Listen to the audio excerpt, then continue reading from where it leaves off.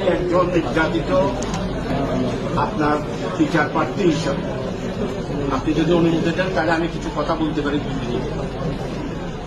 মাননীয় হুজুর আদালত, আপনার এই চেয়ার অত্যন্ত পবিত্র চেয়ার।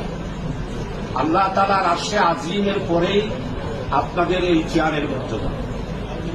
আমরা মুসলমান হিসাবে খানায়ে কাবাতে প্রতিদিন আল্লাহ তাআলা লক্ষ লক্ষ রহমত নাজিল করেন। এরপরেই যেই রহমত নাজিল করেন সেই চেয়ারটা হলো আপনাদের এই চেয়ার। আপনি যতক্ষণ ন্যায় বিচার করবেন, ন্যায় বিচার প্রার্থীদের কথা শুনে ন্যায় বিচার করবেন, ততক্ষণ আল্লাহর রহমত, লক্ষ রহমত আপনার চেয়ারের উপর নাজিল হবে। এই পবিত্র চেয়ারে আপনি বসেছেন।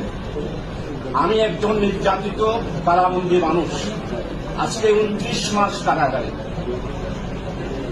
2021 সালের রমজান মাসে ঈদের দিন বিনা ওয়ারেন্টে আমাকে গ্রেপ্তার করা হয়। মাননীয় হুজুর আদালত, আজকে প্রায় 20 মাস মৃত্যুদণ্ডের যে কন্ডেম সেল আছে, ডেথ কন্ডেম সেল, 19 মাস আমাকে সেখানে রাখা হয়েছে। আমাকে, আমার বাড়ি হচ্ছে সাতকানিয়া, মামলা দেওয়া হলো হাটহাজারির। এই মামলাতে আমাকে 8 দিন রিমান্ডে নিয়েছে। এরপরে সিআইডি আমাকে 2 দিন রিমান্ডে দিয়েছে, 8 দিন আমাকে রিমান্ড করেছে। এই সব কিছুর পরেই আইনি প্রক্রিয়ার পর আমাকে 20 মাসের মধ্যেই আমাকে মহামান্য হাইকোর্ট এবং মহামান্য অ্যাপিলেট ডিভিশনের ফুল বেঞ্চ আমাকে প্রত্যেকটা মামলায় আমাকে জামিন দিয়েছে। জামিন পাওয়ার পরে আমি জেল গেটে আসি, আবার আমাকে পুনরায় মামলা দিয়ে আবার জেলে ঢুকানো হয়। এরপরে মাননীয় আদালত সর্বশেষ আজকে 30 মাসের মধ্যে আমি যে 20 মাস কন্ডেম ছেড়ে থাকলাম, এটা সংবিধান কোনোদিন অ্যালাউ করে না। আমি 2 বারের পার্লামেন্ট মেম্বার, বাংলাদেশ হাউস কমিটির মধ্যে ইন্ডিয়ার লোকসভার হাউস কাউন্সিল, ব্রিটিশ কাউন্সিলের যে 1 নম্বর কমিটি থাকে, ঠিক সেই রকম একটা কমিটি বাংলাদেশ সংসদীয় কমিটি। সেই 1 নম্বর কমিটিতে আমি দীর্ঘ 5 বছর দায়িত্ব পালন করেছি। জেল ভিজিটেড হিসাবে 2 বার দায়িত্ব পালন করেছি। প্যানেল স্পিকার হিসাবে 3 বার নির্বাচিত হয়েছি। 1991 থেকে 96 প্যানেল স্পিকার ছিলাম।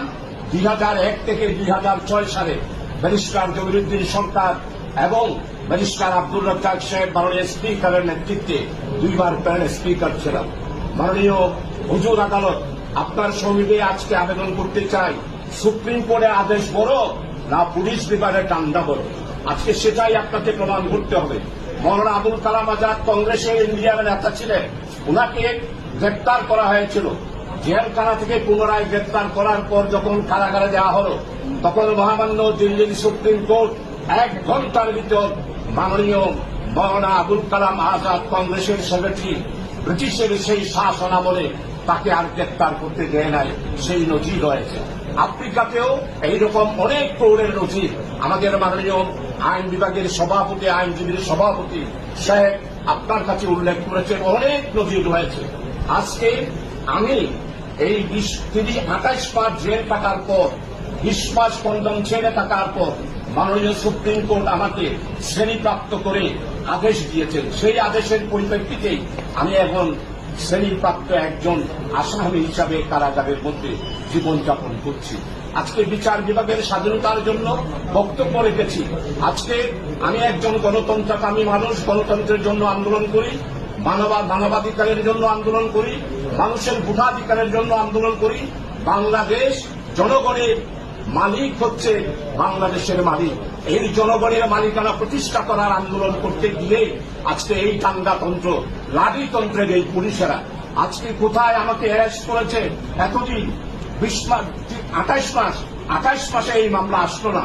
28 মাস পর আমি যখন মাননীয় সুপ্রিম কোর্ট আমাকে যে আদেশ দিয়েছে, সংবিধানের 31, 32, 33, 36 প্রত্যেকটা ফান্ডামেন্টাল রাইটস সংবিধান করে মাননীয় হুজুর আদালত আপনি দেখতে পারেন, সেখানে আমাদের অধিকার রয়েছে। তাই আপনার নিকট আবেদন, আপনি একটি দৃষ্টান্ত স্থাপন করবেন, দিল্লির হাইকোর্টের মধ্যে একটা দৃষ্টান্ত স্থাপন করবেন।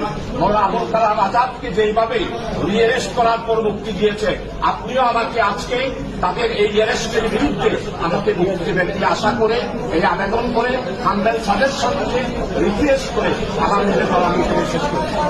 ভিডিওটি যদি আপনার ভালো লেগে থাকে তাহলে আমাদের চ্যানেলটি সাবস্ক্রাইব করুন, লাইক, কমেন্ট ও শেয়ার করে আমাদের সাথে থাকুন।